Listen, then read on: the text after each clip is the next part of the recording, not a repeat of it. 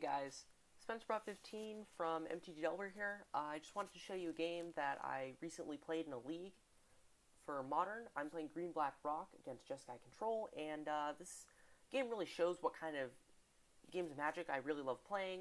This one had a ton of back and forth, and I wish I could run into games more like this instead of games where somebody gets dumpstered and nobody really made a decision.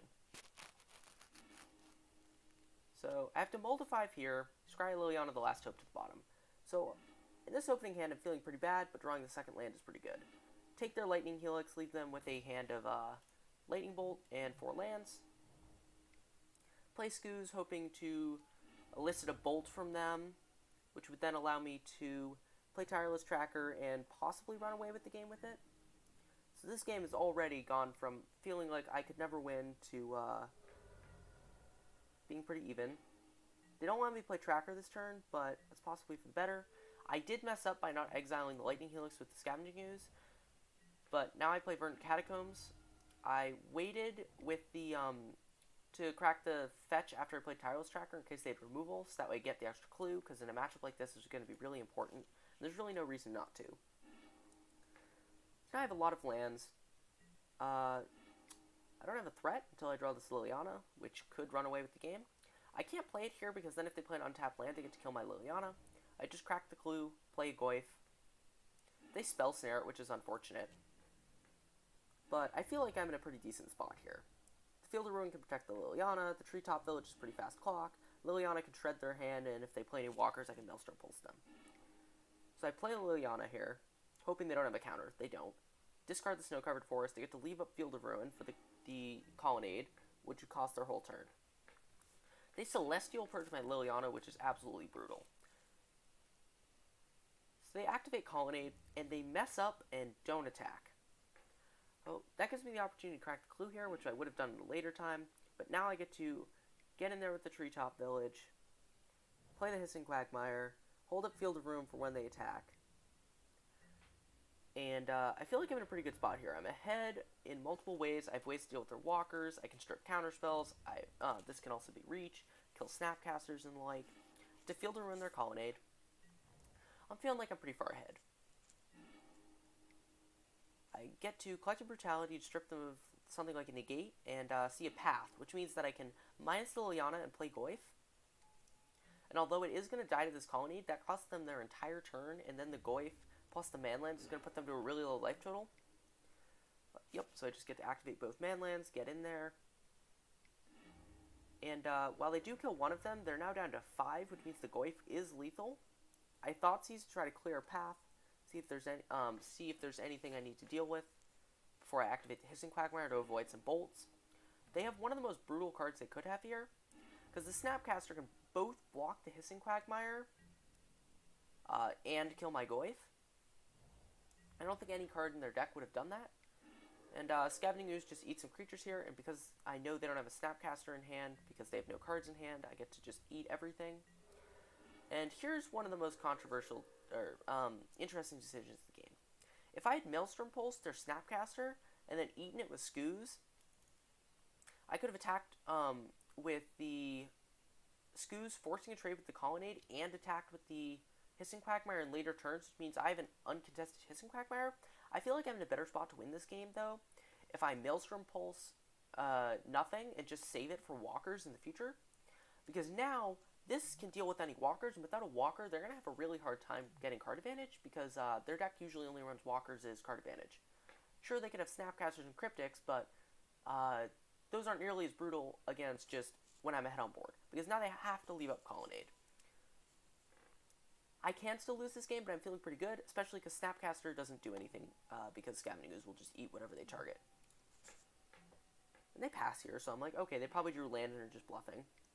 I played this Obstinate Baloth pre-combat, which was wrong, but if they do Cryptic it, they do have to bounce Scavenging Ooze, because otherwise I just eat the Baloth. And the reason I did it then was, so that way if they Logic Knotted it, I would get to eat the Baloth, presenting lethal, and forcing them to chump block with their Colonnade. I get in there, put them to 1, and right here I feel like I can't lose the game. Because I'm like, okay, They're at 1. They have 1 card in hand. They'd have to draw perfectly for several turns. I held the Baloth to play around a Wrath, but they'd have to be like, okay, what? Like, Snapcaster, they don't have a path. They'd have to be like, Cryptic, bounce, into Cryptic, counter. Then I get to play the Baloth the next turn. They'd have to have a Walker into removal. I'm like, okay, there's no way I can lose here. I have a Maelstrom Pulse for the Walker. Like, it's just not happening. But then they're playing a weird card. They're playing Sphinx's Revelation. I'm like, I just went from extremely far ahead to being like, well, I probably lose. They just kill the Baloth, counter kill the other one, and then their Jace, or whatever they drew, will just win them the game. And they drew Jace, so I'm like, okay, I'm probably dead here. They just bounce the Baloth. I'm forced to, I probably go Baloth, first, try to bait out a counter, and then Maelstrom Pulse the Jace. And even if that works, I have a single threat in hand against a ton of cards, and even if some of these are lands, it's just very unlikely. Any Snapcaster draws them another bunch of cards. It's like, I can win this game, but it's going to involve a minor miracle. Especially because 1 Baloth hit doesn't do it. And then they brainstormed, and I'm really confused about that. Maybe they just drew Jason like 5 lands. So they path me. That's super unfortunate, because that means that the Baloth can't kill the Jace. I used Baloth to bait out counter magic, and it works, and they remand it, which is probably the best counter spell they could have had there. Had there been a Logic Knot, I might lose. They crack a fetch here, just getting a Hallowed Fountain. Kill their Jace. Now I'm just hoping they have a bunch of lands, but Colony is a really good land here. They electrolyze me in response. Inquisition reveals Electrolyze, Helix, Bolt, and Supreme Verdict. I take the Electrolyze, so that way they can't just use a Bolt effect plus Electrolyze and trade evenly with the Baloth. So they're going to have to, because I can't take Supreme Verdict.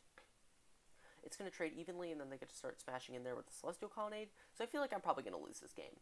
It's going to take a minor miracle for me to win now. And this game has already gone back and forth probably 4 times already on who I think was going to win. Mostly because, we've all had huge swingy draws. And that's part of Modern.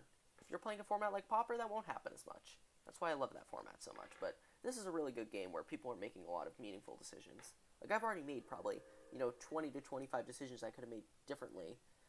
And, that were reasonable choices. Play Tech Edge, which turns off, Future Man lands, which is kind of unfortunate. They don't attack with Colonnade here. Which is kind of weird. This Assassin's Trophy can deal with a Colonnade or a Walker.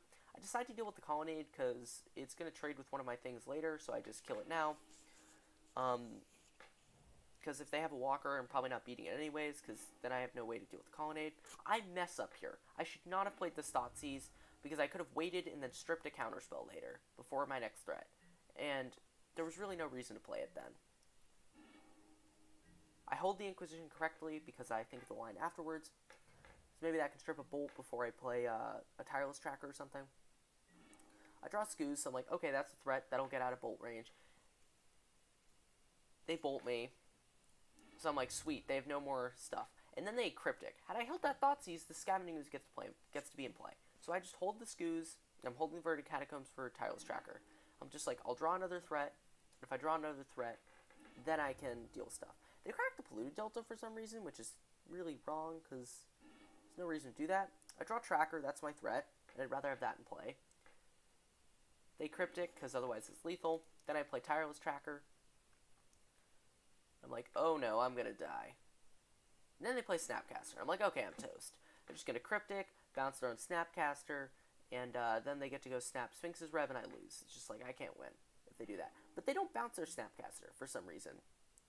Maybe it opens it up to discard or something, but maybe that's what they're thinking, but I probably lose. Like, they just draw a buttload of cards, and Teferi tuck itself a bunch of times, and then I lose.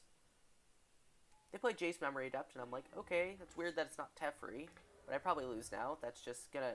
They drew instead of milling, which is also weird, because that's a super quick clock, so if they have any kind of counterspell, they would have just milled, because it was clear I had nothing, because I would have just played it out.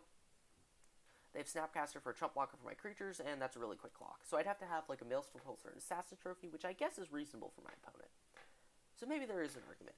And then, because they milled, I draw Nissa turn before I would have.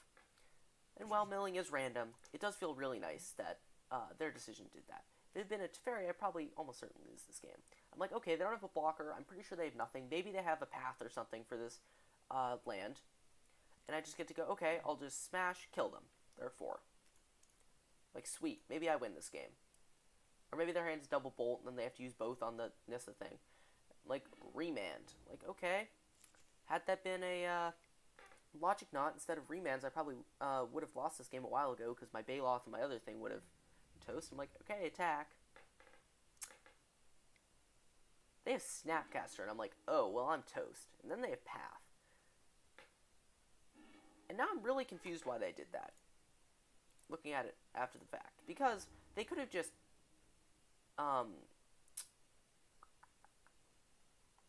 they could have just gone Snap Remand again, and then they get to leave up double Snapcaster to chump block and just milled me out. So I'm kind of confused. It's like, the reason you play this card is to mill people out. And it's great in a, it's probably still worse than Teferi in a grindy mirror like this. But the thing is, I also can't let this, if they get to chump block for 2 turns, they just mill me out, because they make me draw 20, and I deck. I'm like, okay, this is not great. And then they get to smack my Nissa down to 2, if they have any kind of removal, but they don't. They just have Tap Colonnade. This Field of Ruin deals with that. I just get back Liliana the Last Hope, kill one of their Snapcasters, play the Field of Ruin, blow up their Colonnade, and I know they don't have a land. And then I get to Assassin's Trophy this Jace Memory Adept, and I know they have nothing. And now they're toast, because this Nissa kills them, and Liliana clears the Snapcaster, and they lose the game on turn 25. And this is one of the best games I've played in a while. Like, my opponent punted, I punted, the back and forth was unreal, it came down to top deck several times. Like, the player who played better genuinely did win. In deck construction, like Remand versus Logic Knot, or, should I have left in Collective Brutality instead of, I don't know, like, Nihil Spellbomb, could have dealt with a Snapcaster thing, or I could have left in Fatal Push to deal with Colonnades, which would have made a huge difference instead. But the way this game played out, it was, yeah, this is what I love. This is what 1v1 Commander used to be, and why I ranted about it when they did all the unbannings. A format where you got to play long games of Magic, where the player who made better decisions won, where deck building mattered, where you could, grind EV, and this is what I wish Modern would be like a little more, although I can certainly understand from the perspective of people who don't want to play grindy mid-range mirrors that would always go to time and paper. Like, there's no way that in paper, this, with all the shuffling and stuff, it would have gone to time, probably. Because I don't play nearly as quick in paper. But, yeah, tell me, guys, yeah, speaking is hard. You guys can tell me in the comments if you think I should have played anything differently, if, that I didn't already mention, if you want to see more, game recaps like this in the future, or you think that you'd prefer some of my other content with, Foretold Control. Maybe I'll do a video for that in Modern. You guys want to see that? Well, it's probably worse than regular blue-white, but, I try to make the decks not just be purely trash like some Saffron Olive decks, just for the sake of being different. Try to make them good. A lot of testing goes into them before I play them. Anyways, if you guys want to see more videos like this in the future, tell me. Just tell me your comments in general. See you guys next time. This has been SpencerBrock15, and I'm out.